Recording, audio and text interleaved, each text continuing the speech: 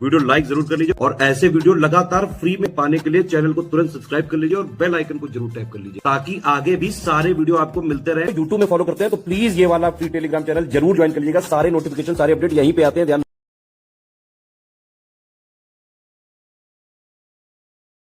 नमस्कार दोस्तों, exam preparation के यूट्यूब चैनल पर मैं प्रियंका एक बार फिर से आप सभी का स्वागत करती हूं।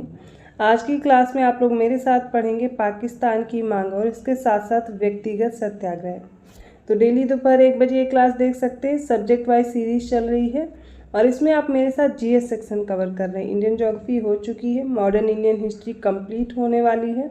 इसके बाद तीसरा सब्जेक्ट भी हम लोग स्टार्ट करेंगे। आप लोग कमेंट करके बता सकते हैं आगे कौन सा सब्जेक्ट आप पढ़ना चाहते हैं।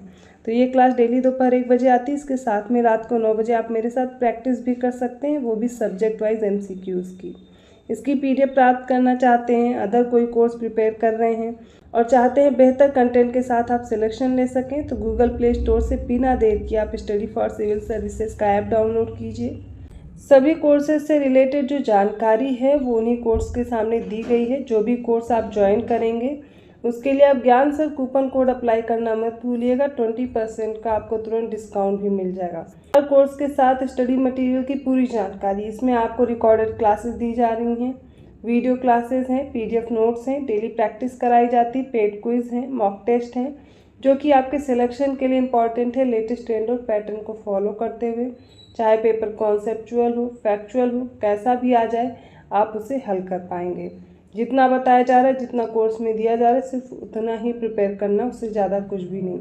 जो बच्चे पेड कोर्स नहीं ले रहे हैं उनके लिए मैंने अलग से वीडियो दिया हुआ है कि आप फ्री में कैसे पूरी प्रिपरेशन करके सिलेक्शन ले सकते हैं।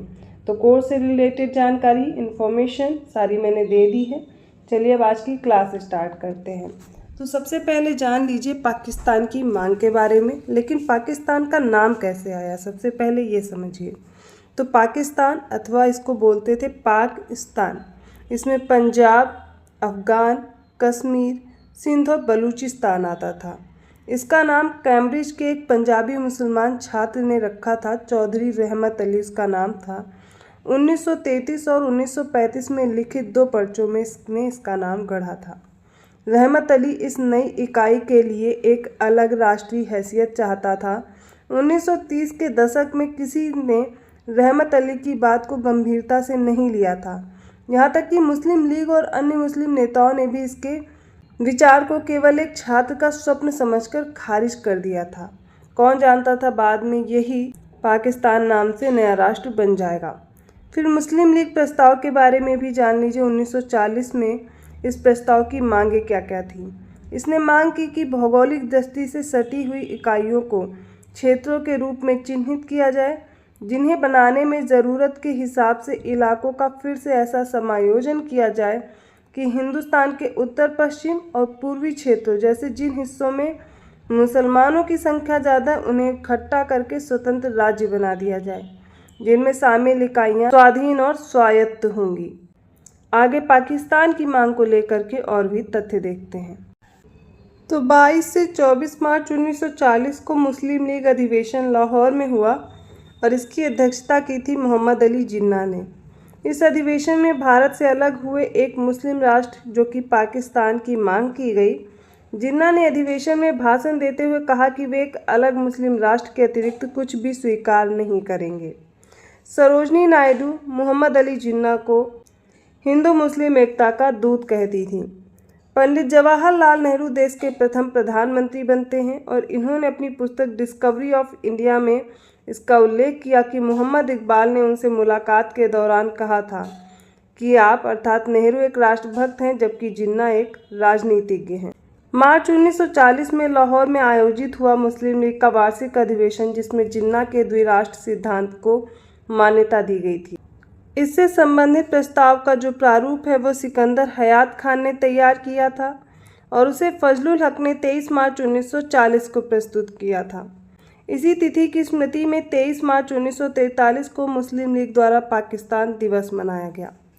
मोहम्मद इकबाल ये पहले व्यक्ति थे जिन्होंने पाकिस्तान नामक अलग राष्ट्र की मांग की थी।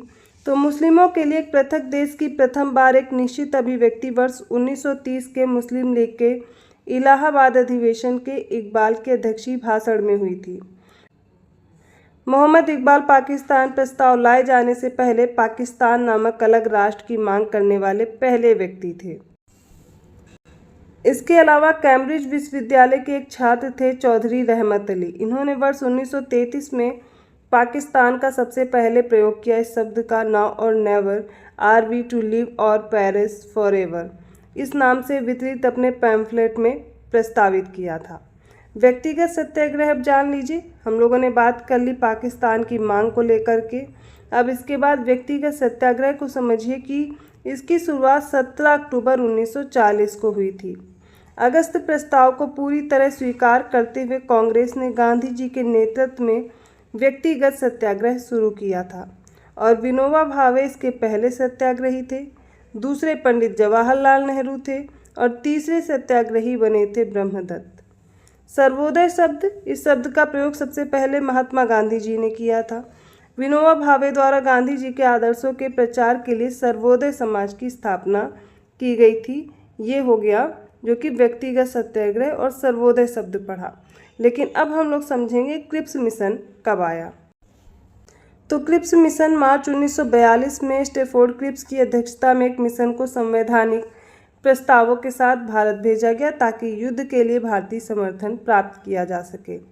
स्टैफोर्ड क्रिप्स एक वामपंथी लिबराइट हाउस ऑफ कॉमन्स के नेता थे और ब्रिटिश युद्ध मंत्रिमंडल के सदस्य थे, जिन्होंने भारतीय राष्ट्रीय आंदोलन का सक्रिय समर्थन भी किया था।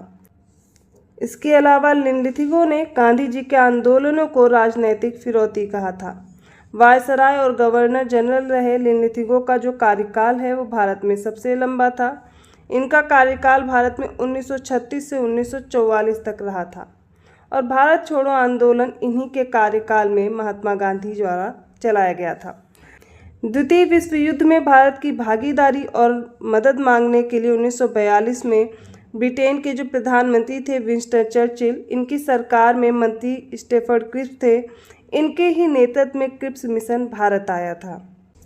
रंगून पर जापानी सेनाओं का अधिकार हो जाने पर अमेरिका के दबाव में ब्रिटिश सरकार ने ब्रिटिश मंत्रिमंडल के एक सदस्य स्टैफोर्ड क्रिप्स को भारत भेजने का निर्णय लिया ताकि भारतीय नेताओं के साथ बातचीत करके कोई समाधान निकाला जा सके।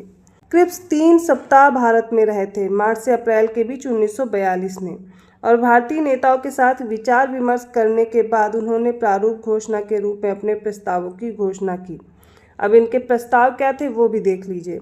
तो क्रिप्स मिशन के प्रस्ताव प्रमुख शर्तें ये थी कि युद्ध के बाद भारत को डोमिनियन राज्य का दर्जा दिया जाएगा जो किसी बाहरी सत्ता के अधीन नहीं होगा। दूसरी शर्त ये थी भारतीयों को अपना संविधान निर्मित करने का अधिकार भी दिया जाएगा, जिसके लिए युद्ध के बाद एक संविधान निर्मात्री परिषद बनेगी जिसमें ब्रिटिश भारत के प्रांतों के निर्वाचित सदस्य और देसी रजवाड़ों के प्रतिनिधि शामिल होंगे। तीसरी शर्त ये थी ब्रिटिश भारत का कोई प्रांत यदि नए संविधान को स्वीकार न करना चाहे तो उसे वर्तमान संवैधानिक स्थिति बनाए रखने का अधिकार होगा। नए संविधान को न स्वीकार करने वाले प्रांतों को अपना अलग संविधान बनाने की आज्ञा होगी। अगला प्रस्ताव था युद्ध के दौरान ब्रिटिश वायसराय की एक नई कार्यकारी परिषद का गठन किया जाएगा जिसमें भारतीय जनता के प्रमुख वर्गों के प्रतिनिधि शामिल होंगे, लेकिन रक्षा मंत्रालय ब्रिटिश नेतृत्व के पास ही होगा। इन सभी शर्तों को देखते हुए महात्मा गांधी ने इसे उत्तर तिथि चेक अर्थात पोस्ट डेटेड चेक की संज्ञा दी थी। क्रिप्स मिशन के साथ कांग्रेस के आधिकारिक वार्ताकार पंडित जवाहरलाल नेहरू और मौलाना अबुल कलाम आज़ाद थे। तो ये सारी महत्वपूर्ण जानकारी हम लोगों ने देखा जिसमें हमने क्रिप्स मिशन को समझा, पाकिस्तान की मांग समझी, इसके साथ साथ और भी इनसे रिलेटेड जो प्रमुख तथ्य थे उन्हें भी देखा। आई होप आपको ये क्लास अच्छी लगी होगी। अगर क्लास अच्छी लगी तो प्लीज़ लाइक करना मत भूलिए, चैनल को सब्सक्राइब जरूर कीजिए और लोगों को शेयर करते रहिए। इसकी PDF प्राप्त करना चाहते हैं, डिटेल्ड वीडियो क्लास पाना चाहते हैं, जिस भी कोर्स की प्रिपरेशन करना चाहते हैं उसका पेड कोर्स ज्वाइन करना है तो बिना देर किए गूगल प्ले स्टोर से आप स्टडी फॉर सिविल सर्विसेज का ऐप डाउनलोड करके अपना कोर्स परचेज कर सकते हैं। ज्ञान सर कूपन कोड जरूर अप्लाई कीजिएगा, 20% का तुरंत आपको डिस्काउंट मिल जाएगा। ऐसी और क्लासेस के साथ मैं मिलती हूँ अगली क्लास में, तब तक के लिए धन्यवाद।